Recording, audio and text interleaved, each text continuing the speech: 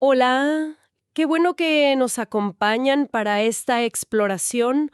Hoy vamos a meternos de lleno en algunas ideas clave, a veces un poco incómodas, pero siempre fascinantes, de un texto fundamental, El malestar en la cultura de Sigmund Freud. Tenemos aquí unos fragmentos que, la verdad, plantean preguntas muy de fondo sobre nosotros, sobre la sociedad que hemos armado. La idea hoy es seguir el argumento de Freud, entender por qué la civilización que nos protege y nos da tanto parece ser también una fuente constante de malestar, ¿no? De insatisfacción. ¿Será que pagamos un precio muy alto por vivir juntos? Exactamente. Freud nos habla de una tensión que parece, que no tiene solución fácil. Es este choque entre lo que más queremos como individuos, buscar placer, evitar el dolor, y las reglas, las restricciones que nos pone la vida en comunidad. Vamos a seguir justo esa línea, explorando de dónde viene esa tensión y qué consecuencias tiene, tal como lo ve Freud en estos textos. Es, digamos, un diagnóstico fuerte sobre cómo somos en sociedad. Y Freud arranca con algo que suena, pues, a sentido común. Todos buscamos ser felices. Es como nuestro programa base, ¿no? Queremos sentir placer, evitar lo que nos duele. Él lo llama el principio del placer. Correcto, pero justo ahí empieza el primer pero freudiano. Ese programa choca, y choca de frente con la realidad. Freud es bastante directo. Dice que el universo, pues no parece muy interesado en nuestra felicidad. Y nos da como tres frentes de donde viene nuestro sufrimiento. Primero, nuestro propio cuerpo, que pues envejece, se enferma, muere. Segundo, el mundo de afuera, la naturaleza, con sus fuerzas que no podemos controlar, destructoras a veces. Y tercero, y esto Freud lo subraya como quizás lo más doloroso, nuestras relaciones con las demás personas. Sí, suena un poco desalentador el panorama. Y ante esto, ¿qué hacemos? Freud describe varias maneras que usamos para lidiar con esto. Menciona, por ejemplo, las distracciones fuertes, como clavarnos en el trabajo científico o, como decía Voltaire, eso de cultivar nuestro jardín. O sea, enfocarnos en tareas concretas. Ajá. También habla de satisfacciones que sustituyen, como disfrutar del arte, de la belleza, que son como, dice él, ilusiones, pero ilusiones valiosas, aunque frágiles. Cierto. Y claro, no se olvida de los métodos químicos, los narcóticos, que ve como formas de, desconectarnos químicamente del sufrimiento. Sí, y también explora caminos más internos, digamos. Por un lado, intentar dominar nuestros propios instintos, buscar algo así como la felicidad del reposo. Menciona el yoga, filosofías orientales, aunque duda que sea para todos. Por otro lado está la sublimación. Esto es clave en Freud. Es desviar la energía de los instintos, sobre todo la sexual, hacia cosas que la sociedad valora, crear arte e investigar. Freud lo ve como algo más noble, sí, pero quizá menos intenso que la satisfacción directa. Y bueno, no al alcance de cualquiera, dice él. Y luego está el amor. El amor. Freud lo reconoce, claro, como quizás la fuente de la felicidad más intensa que podemos sentir. Pone el amor sexual como el prototipo de esa experiencia máxima. Pero ahí está el truco.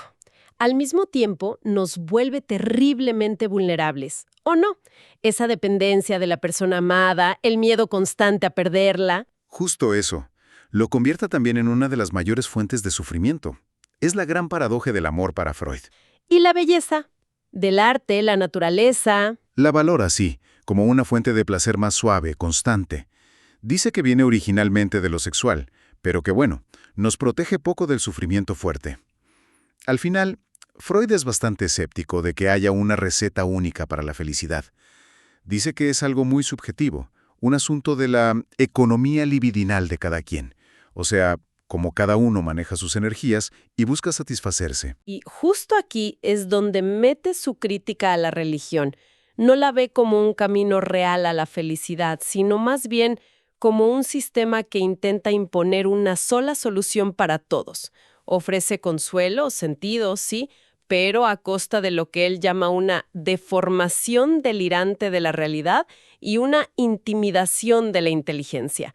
La compara casi con un delirio colectivo que nos simplifica la vida. Sí, su visión de la religión es dura, ¿eh? La ve como una ilusión masiva, aunque, fíjate, reconoce su poder para hacer la vida más llevadera para muchos, ¿no? Dando protección paternal, reglas claras, a cambio de sacrificar la libertad intelectual. Pero bueno, esto nos lleva al tema central, la cultura, la civilización. Exacto, vayamos a eso. Freud no es que niegue los logros enormes de la civilización, para nada. Reconoce todo lo que hemos conseguido, las herramientas que nos dan poder sobre la naturaleza. Nos hemos vuelto casi un dios con prótesis, dice él. Una frase genial. Sí, pensando en gafas, coches, aviones. Y también el orden, la limpieza, la belleza en las ciudades, el valor que le damos a las ideas, al arte. Define la cultura de forma muy amplia. Es todo aquello en lo que la vida humana se ha elevado por encima de lo animal, lo que nos diferencia de las bestias, y le da dos funciones principales: protegernos de la naturaleza y, muy importante, regular las relaciones entre nosotros. Y ese punto, la regulación, es clave. Fundamental, porque implica reemplazar el poder del individuo por el poder de la comunidad. Eso es lo que Freud llama el derecho. Pero aquí viene el malestar del título. Esta regulación, esta seguridad que nos da la cultura, pues no es gratis. No, claro que no. Implica a fuerza restringir nuestras posibilidades de satisfacción individual. La justicia, dice, exige que todos renunciemos a ciertas libertades. Esa libertad individual que, según Freud, era máxima antes de la cultura. Aunque inútil, dice él, porque ¿de qué te sirve si estás solo y vulnerable? Exacto. Esa libertad se ve limitada por las normas del grupo. Y es que, para Freud, el mecanismo central sobre el que se construye la cultura es la renuncia pulsional. La civilización se basa, en gran medida, en frustrar nuestros deseos instintivos más fuertes. No solo los sexuales. No solo, también, y muy importantemente, los agresivos. Tenemos que reprimirnos, desviar, posponer, renunciar a muchas satisfacciones para poder vivir juntos. Freud hasta lo conecta con cosas como el carácter anal. ¿Recuerdas? Cómo reprimir el interés infantil en lo excrementicio se convierte en rasgos que la cultura valora. El orden, la limpieza. Sí, es un ejemplo de cómo la cultura moldea nuestros impulsos desde chicos. Pero el punto clave es este. La cultura nos pide constantemente reprimir o renunciar a la satisfacción directa de los instintos. Y esta frustración que se acumula, esta renuncia forzada, es lo que genera, según Freud, una hostilidad como escondida, pero siempre ahí, hacia la misma cultura que nos protege. Es una relación de amor-odio, por así decirlo. Para entender mejor esta tensión, Freud introduce su famosa teoría de las dos pulsiones básicas. ¿Nos las recuerdas? Claro. En su obra más tardía, Freud habla de dos instintos fundamentales que están siempre en conflicto. Por un lado, Eros, la pulsión de vida. Su meta es unir, crear lazos, conservar, hacer unidades cada vez más grandes. Incluye la sexualidad, claro, pero también el amor en general, la autoconservación, el impulso de construir. Y por otro lado, está su contrario, Tánatos, la pulsión de muerte. La pulsión de muerte. Sí, su meta es disolver, destruir, regresar a lo inorgánico, a la quietud total. Y hacia afuera, esta pulsión se manifiesta como agresión, como destrucción. La lucha cósmica entre Eros y Tánatos. Freud llega a decir que la historia de la civilización es básicamente la lucha entre estos dos poderes, estos titanes dentro de la especie humana. La cultura es como el campo de batalla. Exacto. Eros empuja a unirnos, familias, tribus, naciones, idealmente toda la humanidad. Pero Tánatos. Pero Tánatos es agresión que Freud ve como algo innato, fundamental en nosotros. Homo homini lupus, el hombre es un lobo para el hombre, cita él, basándose en la observación, no solo en filosofía, pues se opone totalmente a este proyecto de Eros. La agresión es el mayor obstáculo para la cultura. Por eso gran parte del esfuerzo de la civilización es ponerle límites a esa agresividad. Y Freud detalla cómo se ve esta lucha en la vida diaria, ¿no? Por ejemplo, el conflicto entre el amor de pareja, que es Eros puro, digamos, que busca la unión exclusiva y a veces aísla. Sí, que tiende a aislar a la pareja del resto. Y las necesidades de la cultura, que necesita lazos más amplios, más comunitarios, de fin inhibido, dice él, como la amistad, la solidaridad. Justo. Y por eso, dice Freud, la cultura restringe la libertad sexual. el tabú del incesto, la monogamia. En parte es para debilitar esos lazos de pareja tan intensos y desviar esa energía, la libido, hacia lazos sociales más generales. Y es muy crítico con eso de amarás al prójimo como a ti mismo. Sí. Lo considera psicológicamente absurdo, imposible, contrario a nuestra naturaleza. ¿Por qué amar a un extraño, que a lo mejor hasta nos cae mal, como a nosotros mismos? Él ve ese mandamiento no como una guía realista, sino como una defensa, casi desesperada de la cultura contra nuestra propia agresividad. Un ideal tan alto que al final solo genera más frustración y culpa porque no lo podemos cumplir. También duda mucho de que sistemas como el comunismo, al quitar la propiedad privada, fueran a eliminar la agresión. Exacto. Freud dice, la propiedad privada no es la causa, es solo un instrumento que usa la agresión. Siendo la agresión algo innata, si le quitas eso, pues encontrará otras formas de salir. Rivalidad sexual, luchas de poder, diferencias ideológicas, lo que sea. Incluso señala algo bastante perturbador, cómo la cultura a veces usa la agresión para sus propios fines. Sí, permitiendo e incluso fomentando la hostilidad hacia grupos externos, eso que llama el narcisismo de las pequeñas diferencias, para unir más al grupo propio. Es como decir, odiemos juntos a los de afuera para querernos más nosotros. Algo así, una forma de canalizar la agresión hacia afuera y mantener la paz adentro. Bastante cínico, si lo piensas. Sí, una visión bastante obscura de cómo funcionamos socialmente. Pero entonces, si la agresión es tan básica y la cultura tiene que controlarla, ¿cuál es el método más importante que usa según Freud? El método más importante, y al final el más problemático, es la internalización. Hacer que esa agresión, en lugar de ir hacia afuera, la dirijamos hacia adentro, contra nuestro propio yo. Y aquí entra el famoso superyo o superego, ¿verdad? Esa parte de nosotros que es como nuestra conciencia moral, nuestro juez interno. Justamente. El superyo, dice Freud, nace de internalizar la autoridad externa, originalmente la de los padres. Es como si una parte de nuestro yo se pusiera a vigilar y criticar al resto. Y lo crucial es que este superyo toma esa agresión que no pudimos sacar y la usa para vigilarnos, criticarnos y castigarnos. Freud usa una metáfora tremenda, una guarnición militar instalada en una ciudad conquistada, siempre vigilando. ¡Qué fuerte! Tener un policía interno. Y la tensión entre ese superyo tan severo y el yo que se siente juzgado es lo que sentimos como sentimiento de culpabilidad. Schuldgefühl en alemán. Ese es el concepto clave. Freud explica cómo se desarrolla. Al principio, es miedo a la autoridad de afuera, miedo a perder el amor de los papás si haces algo malo.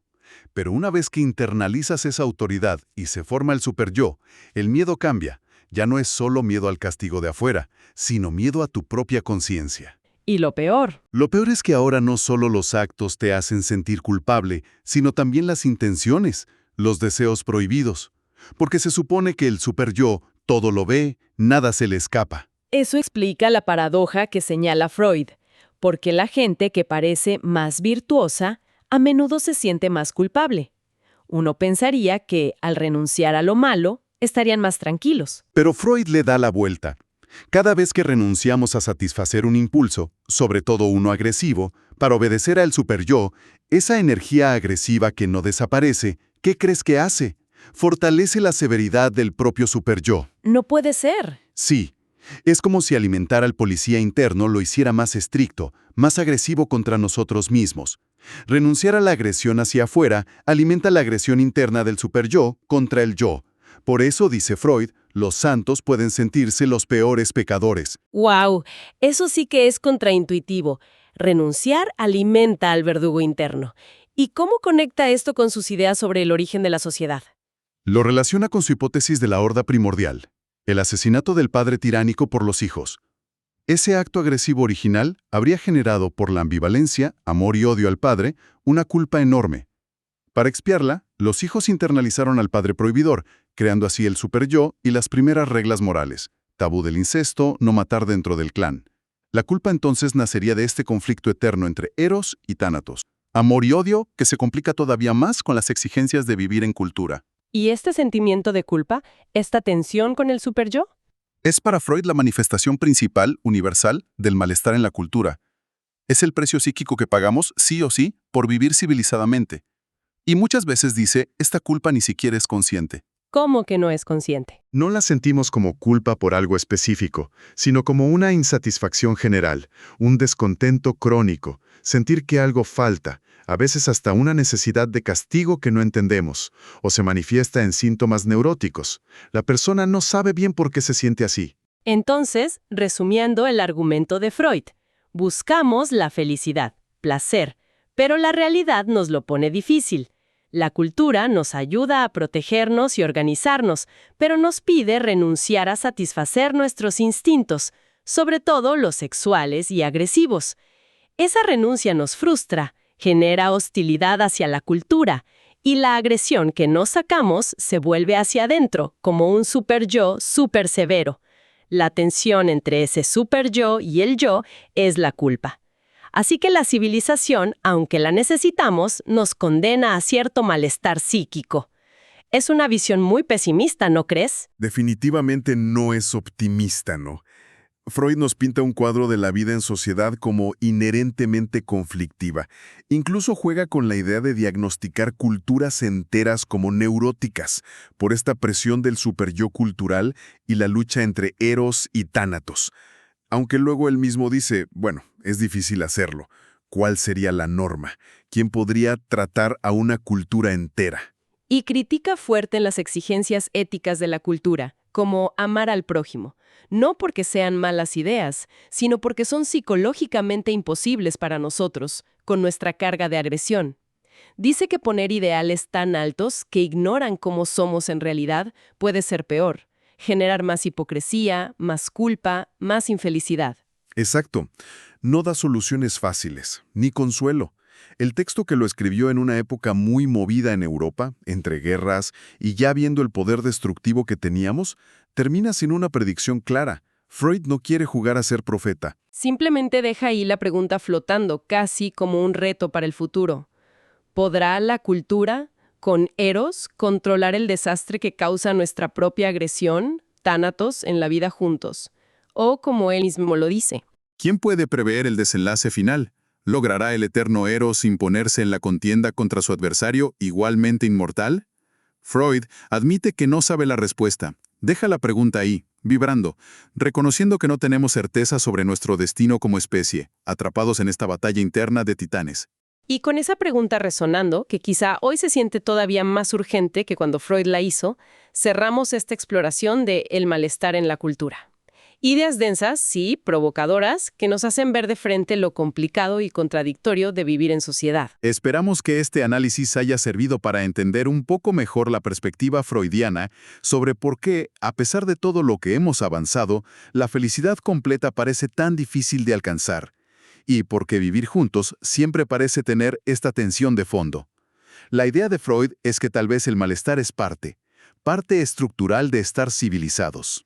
Y más allá de la respuesta de Freud, quizá la reflexión que nos queda es, si parte de nuestro malestar viene de ideales culturales que chocan con nuestra naturaleza, ¿cómo podemos manejar esa tensión hoy? ¿Será posible imaginar una cultura que equilibre mejor lo individual y lo colectivo? ¿O estamos condenados a vivir siempre en esta contradicción incómoda pero necesaria? Algo para seguir pensando.